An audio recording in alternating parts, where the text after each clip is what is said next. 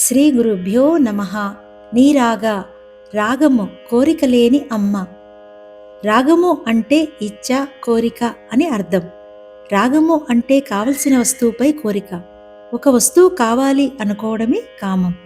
కోరిక తీరనప్పుడు కలిగే మానసిక పరిణామమే క్రోధం. ఆ వస్తువు ఇతరులకు చెందకూడదనే భావన లోభం. మనం చేసే ప్రతి పనిలోనూ మనకు కావలసిన దాన్ని చూడడం మోహం. ఆ వస్తువు నా దగ్గరే ఉంది, ఇతరులకు లేదు అనే భావన మదం. ఆ వస్తువు ఇతరులకు దక్కకూడదనే భావం మాత్సర్యం, అసూయ. ఈ ఆరింటిని అరిషడ్వర్గాలు అంటారు. ఇవన్నీ రాగం యొక్క వివిధ దశలు. ఇవన్నీ మనసుకు సంబంధించినవే కాని ఆత్మకు సంబంధించినవి కాదు. నీరాగా నామం నుంచి నిష్పరిగ్రహ నామం వరకు అమ్మవారి ఉపాసనకు ఫలం ఏమనేది తెలుస్తుంది. జీవునికున్న దోషాలు తొలగడమే ఆ దివ్య ఫలం.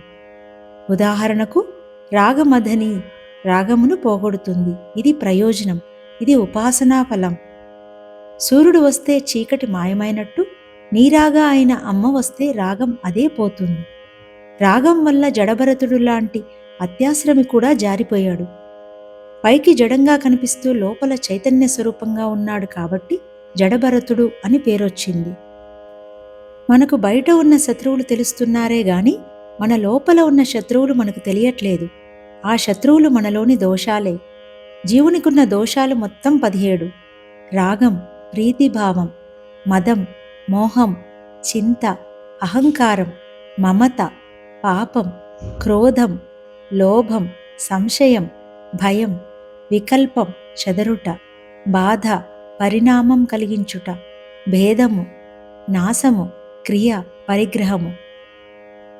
మనలోని ఈ దోషాలన్నీ పోగొట్టేది అమ్మే. దోషాలన్నీ పోయాక ఉండేది అమ్మే.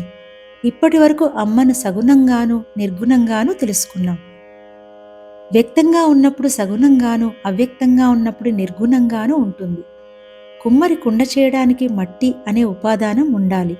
కానీ ఈ సృష్టికి అమ్మే ఉపాదాన కారణం. తానే సర్వం అయ్యింది. ఆ మహాద్రష్టే దృశ్య ప్రపంచంగా మారింది. కార్యకారణములు రెండూ తానే అయ్యింది.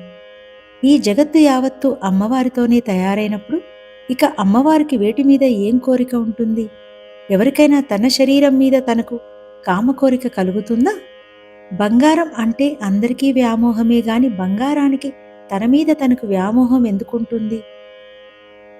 ఏ కోరికలు లేని అమ్మకు నీరాగా అని పేరు. మొదట అసలు కోరికే లేనప్పుడు మిగతావి మాత్రం ఎలా ఉంటాయి? రాగమే అన్ని మానసిక రోగాలకు మూలం. రాగం పోతే మిగతా అన్ని మానసిక దోషాలు కూడా పోతాయి.